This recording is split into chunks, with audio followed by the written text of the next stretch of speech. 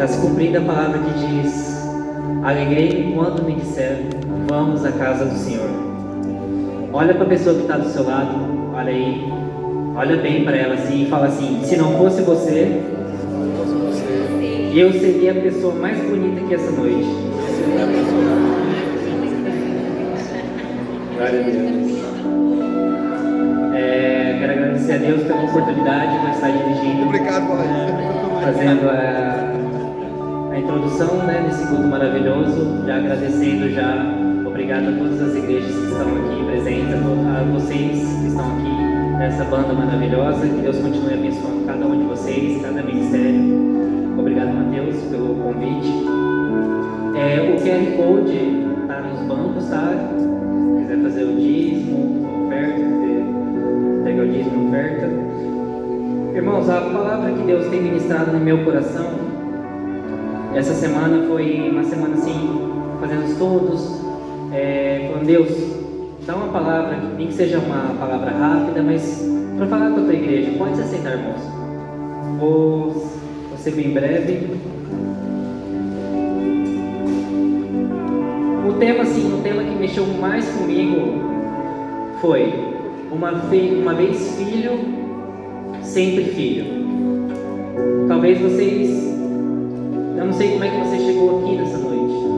Eu não sei como foi sua semana, não sei as lutas que você passou essa semana, na faculdade, no serviço, eu não sei. Mas de uma coisa eu sei: o Espírito Santo do Senhor vai trabalhar na sua vida hoje. Você vai sair daqui diferente. Em Lucas 15, versículo 11. Aqui nós temos a parábola do filho perdido. Vou ler aqui e os irmãos acompanhem.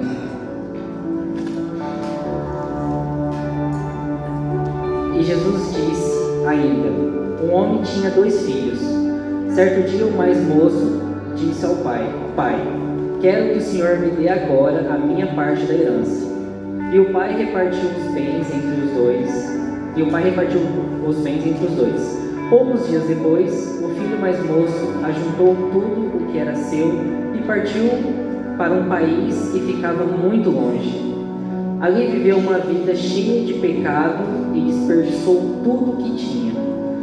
O rapaz já havia gastado tudo quando houve uma grande fome naquele país e ele começou a passar necessidade. Então procurou um dos moradores daquela terra e pediu ajuda. Este o mandou para a fazenda a fim de tratar dos porcos. 16. Ali, com fome, ele tinha vontade de comer o que os porcos comiam, mas ninguém lhe dava nada. Caindo em si, ele pensou: quantos trabalhadores de meu pai têm comida de sobra, e eu aqui morrendo de fome? Vou voltar para a casa do meu pai e dizer: Pai, pequei contra Deus e contra o Senhor, e não sou digno e não mereço mais ser chamado de seu filho. Me aceite como um dos seus trabalhadores. Então saiu dali e voltou para a casa do pai. Quando o rapaz ainda estava longe de casa, o pai o avistou e, com muita pena do filho, correu e o abraçou e o beijou. E o filho disse: Pai, pequei contra Deus e contra o Senhor, e não mereço mais ser chamado de seu filho. Mas o pai ordenou aos empregados: depressa, tragam a melhor roupa e vistam nele. Ponham um anel no dedo dele e sandálias nos seus pés. Também tragam e matem o bezerro gordo. Vamos começar a festejar. Porque este meu filho estava morto e viveu de novo. Estava perdido e foi achado. E começaram a festa. Até aqui, irmãos. Eu separei 4 pontos importantes aqui sobre essa história do filho pródigo. Bom, eu imagino que todos aqui conheçam a história do filho pródigo. E essa é uma história que eu gosto muito, é uma história que mexe muito no meu coração. E o primeiro ponto que eu queria ressaltar aqui com vocês depois de receber os bens, decidiu sair da casa do pai. Essa decisão, irmãos, foi uma decisão assim, como eu posso dizer para vocês? Talvez foi uma forma de falar: pai, quero viver minha vida, quero ver outras experiências, quero sair da sua casa, quero pegar minha parte e vou viver ali minha vida, vou procurar viver no mundo afora.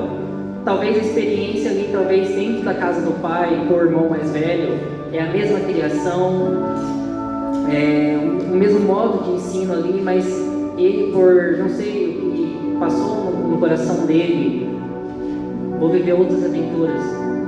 E hoje em dia, irmãos, como tem jovens que, mesmo estando dentro das igrejas, decidem fazer isso. Vou viver minhas aventuras, vou viver longe da casa do pai, mas depois eu volto. Mas aí é que está a questão.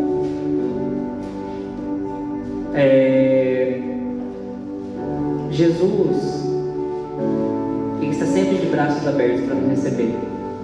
Como é bom estar na casa do Pai. Como é bom estar fluindo na presença do Espírito Santo aqui dentro dessa casa, dentro da casa do Pai. E muitas das vezes, meus irmãos, dá para viver experiências boas do lado de fora? Dá para a gente viver coisas boas do lado de fora? Dá. Mas é passageiro. Uma hora isso tudo acaba. Uma hora você deita no seu travesseiro e fala: o que eu fiz? Você se sente sozinho, você se sente como esse rapaz. Ele simplesmente gastou tudo no pecado, gastou tudo com amigos, enfim, na prostituição. Mas quando acabou, ele caiu na real. O outro ponto ali viveu uma vida de pecado e gastou tudo que tinha. Como eu falei para vocês, dá para viver uma vida assim, dá para viver experiências ali fora boas. Não, o mundo oferece tudo do bom e do melhor. Mas como eu falei para vocês, é tudo passageiro. Ali termina. Mas na casa do Pai não, na casa do Pai é diferente. Na casa do Pai você é feliz. Segunda, terça, quarta, quinta, sexta, sábado, domingo e assim por diante. Porque você está envolvido no braço do Pai, você está envolvido com o Espírito Santo reina em você. Mas a partir do momento que você fala assim: olha, eu não quero mais saber, eu quero viver a minha vida, quero sair da casa do Pai, você se sente sozinho. Você se sente como se os seus amigos somem, e ali você para e pensa: poxa, o que eu fiz? Você deita a cabeça no travesseiro e você começa a chorar sozinho ali. O outro ponto, ele se arrependeu e decidiu voltar para a casa do Pai.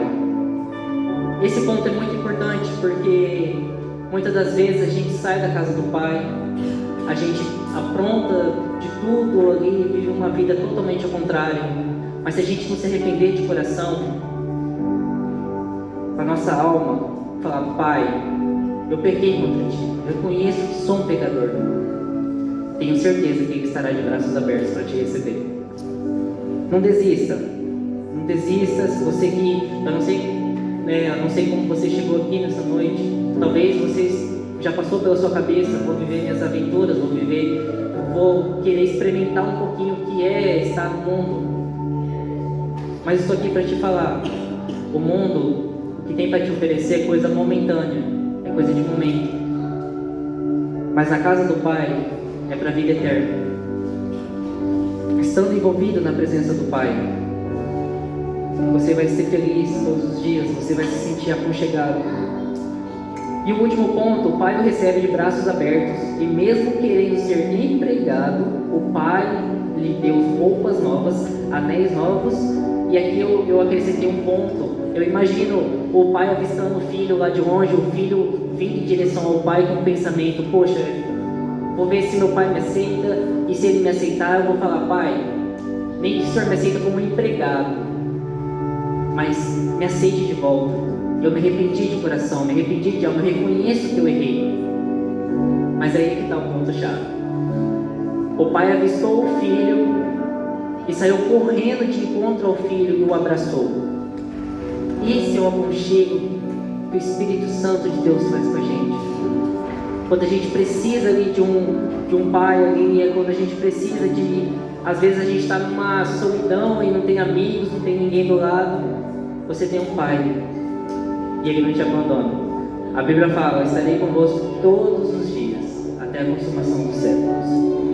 E ali eu imagino o pai abraçando o seu filho, aí o filho falando assim: pai, eu pequei contra Deus, contra ti, eu não sou digno de ser chamado do seu filho. E ali eu imagino o pai falando assim: empregados, coloca roupa nova nele, coloca anéis novos, e assim, você não vai ser meu empregado, você é meu filho. Uma vez filho, sempre filho. E eu costumo falar que amor de pai, ele não é igual ao amor de irmão, ele não é igual ao amor de avô. Amor de pai e mãe é único. E até foi essa uma das lições que a gente teve na escola bíblica dominical e eu ministrei. E foi muito importante isso. E eu trouxe aqui para a gente refletir um pouco. E talvez vocês tenham amigos que talvez cresceram com você dentro da igreja. Eu tenho amigos que cresceram comigo dentro da igreja e hoje, infelizmente, estão aí vivendo o mundo afora. Só que assim, uma hora a felicidade do mundo acaba. E não falei para vocês, uma hora a ficha cai. E ele sente a presença, sente falta do Pai, sente falta da presença, do Espírito Santo ali o envolvendo. Então essa é a reflexão, irmãos, que eu trago para vocês essa noite. Fique na casa do Pai. Amém. Fique na casa do Pai, não saia da casa do Pai. Aleluia. A gente vive uma geração, irmãos, onde o mundo é mais prazeroso, é tudo muito doce, muito atrativo, mas não tem benefício algum para nós que conhecemos a verdade, que é a palavra de Cristo. Se nós mergulharmos na palavra de Cristo, a gente vai simplesmente ignorar toda essa tentação e não vou sair da casa do Pai, vou ficar na casa do Pai. Eu estava vendo uma ministração esses tempos atrás e ele falando sobre o mesmo assunto. Os filhos, igual nós estamos aqui hoje reunidos aqui na casa do Pai, o ministério de louvor ecoando as canções, e a mesma canção que está sendo entoada aqui em cima, a mesma mensagem é o mesmo para vocês, só que cada um reage diferente. Cada um escolhe eu vou adorar a Jesus de coração, o coração aberto, falando: Espírito Santo, estou aqui para declarar que a minha vida, a vida da minha família, os meus vizinhos, o estado de Campo Grande, o Brasil, pertence ao Senhor Jesus. Mas também nós temos a opção de simplesmente vir na casa do Pai, virar mais uma rotina, às vezes, para encontrar velhos amigos, ou só para cumprir tabela, e simplesmente acabar aqui, vai ter um momento de comunhão no final e pronto, vou viver. Nós temos essas duas opções hoje. Só que tem pessoas que estão precisando desse abraço. Eu não sei como cada um de vocês entrou aqui. Às vezes você fala assim: Lucas, eu entrei triste, eu entrei magoado, eu entrei chateado.